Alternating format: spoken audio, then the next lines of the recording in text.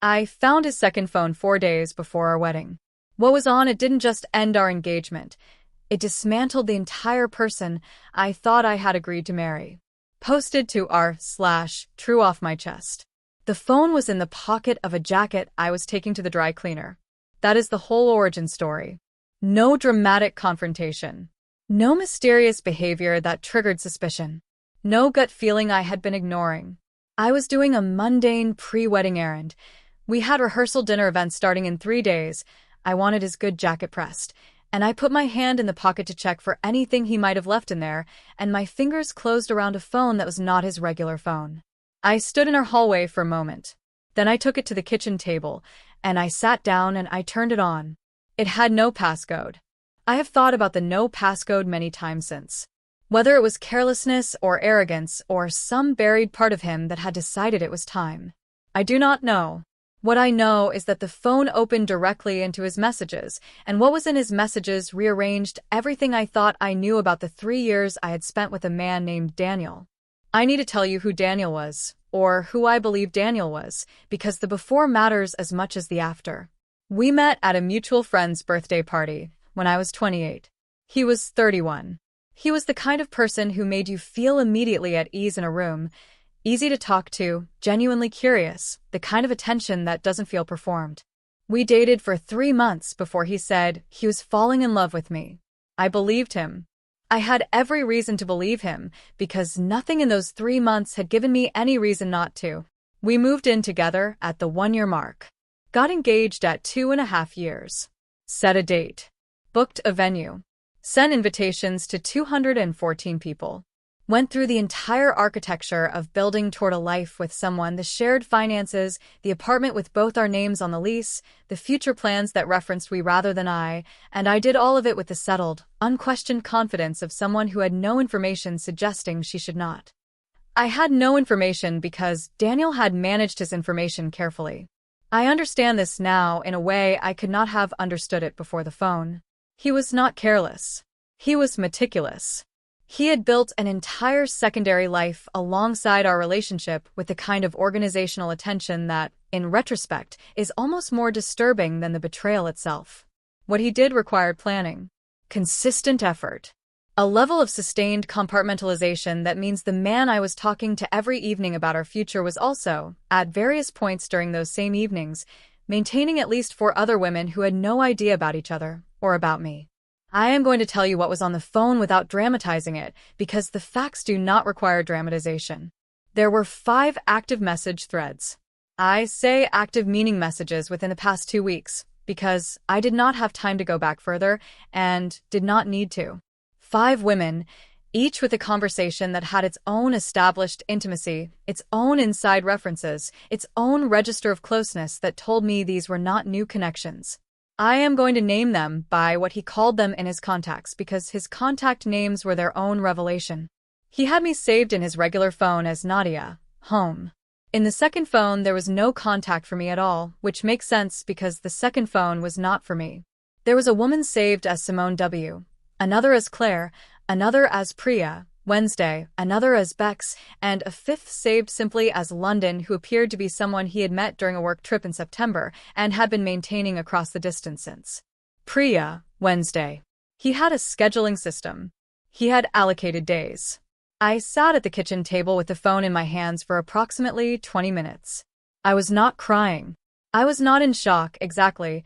I was in the specific state of a person who is processing an enormous amount of information very quickly and whose mind is doing a kind of rapid structural assessment of everything it thought it knew.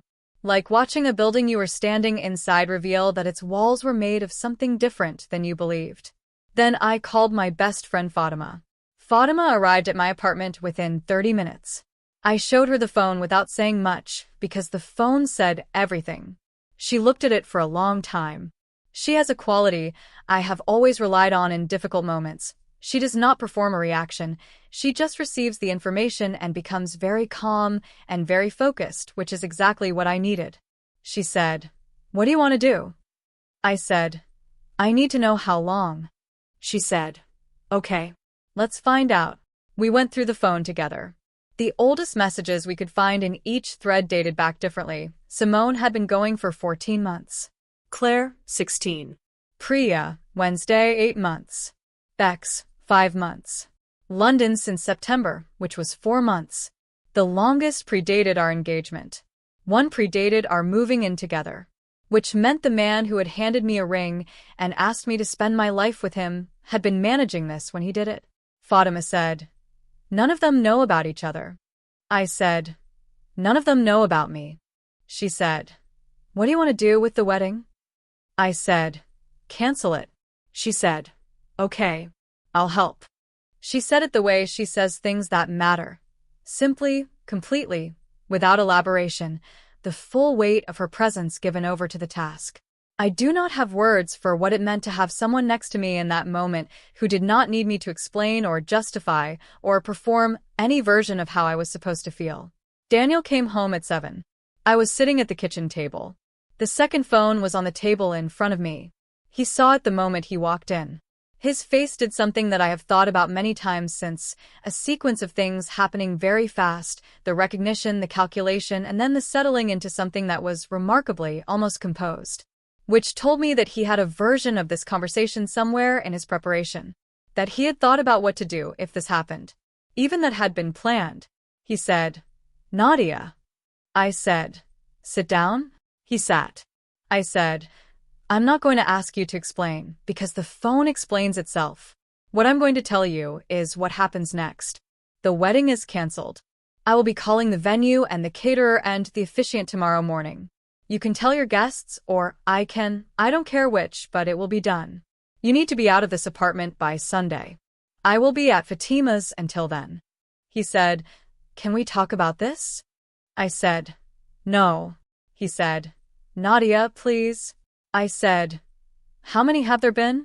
"Not just now. Total. Since we've been together." He was quiet. I said, "I'm not asking so I can be more hurt. I'm asking so I understand the actual size of what I'm ending." He said, "I don't know exactly." I said, "More than 5." He said, "Over the course of 3 years, yes." I stood up. I picked up the second phone. I said, "I'm going to Fatima's. Be out by Sunday." He said my name again. I did not turn around. I want to tell you about the next 72 hours, not in full detail, but in shape, because the shape of it matters. There is a specific kind of labor involved in dismantling a wedding that was 4 days away. The venue, the catering company, the photographer, the florist, the officiant. The invitations that needed unsending, 214 people, reached by phone and text, and the single most difficult social media post I have ever written, which said the wedding will not be going ahead, and nothing more.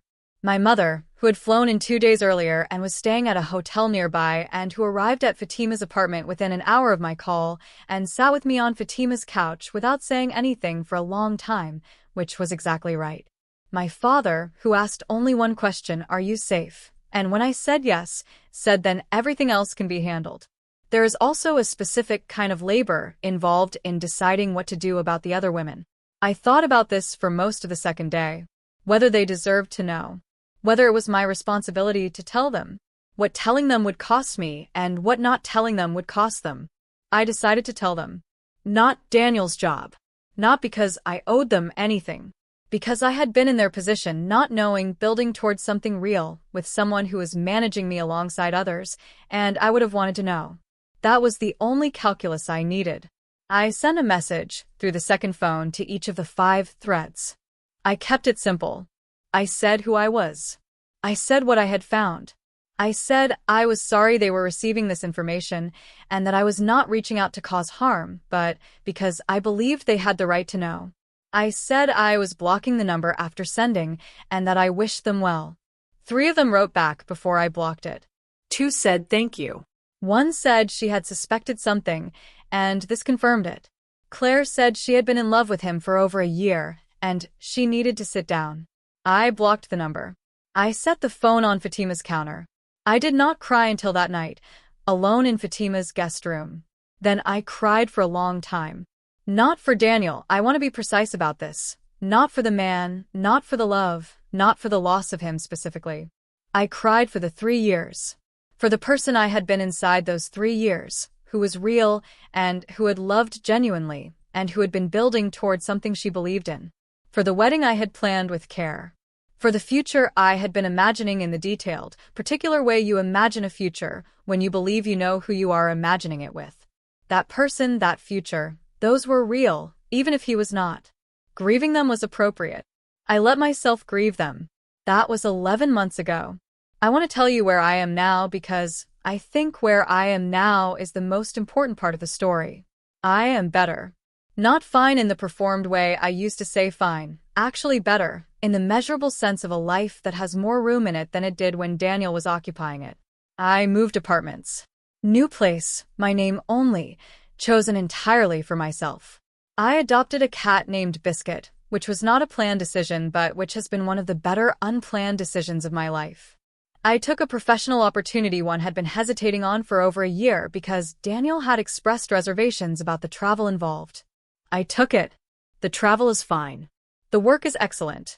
The version of me that makes decisions without filtering them through someone else's preferences is, it turns out, quite decisive. I saw Daniel once, at a distance in October. He was on the phone. He looked like himself, which was strange. I had expected him to look different, to be somehow visibly marked by what he had done. He just looked like a man on a phone. I felt nothing I did not expect to feel, which was a mild nausea, and then nothing. I went and had coffee. The coffee was good. I am in therapy, have been since the week after the wedding that didn't happen. My therapist, Dr. Yemi Abra, helped me understand something in the early months that I keep returning to. She said the question most people ask after a betrayal is how did I not see it, and that most of the time the answer is not that they were naive or foolish, but that there was nothing visible to see. That people who do what Daniel did are doing it precisely because they're skilled at presenting one face while operating another.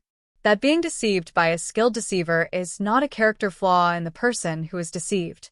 I had been blaming myself, asking what I missed. The answer, Dr. Abra helped me understand, was nothing. He showed me what he intended to show me. The second phone was in the jacket pocket because he was careful enough not to leave it anywhere I would normally look. The no passcode was either arrogance or fate, and either way was not something I had any mechanism to know about in advance. I was not the failure in this story. I was simply the person who found the phone. What I want to leave here is not a lesson because I don't believe I am in a position to hand out lessons from something I am still processing. What I want to leave is the thing that is most true. You can build something real inside something false. My love was real. My plans were real. My 3 years were real, in the sense that I lived them fully and brought my whole self to them. None of that becomes retroactively false because he was performing his side of it. What was false was him. What was real was me. I keep both of those things. I refuse to let his deception reach back through time and hollow out what I genuinely experienced. He does not get that. He took enough. The phone was in the jacket pocket. I found it. I left. The rest is mine.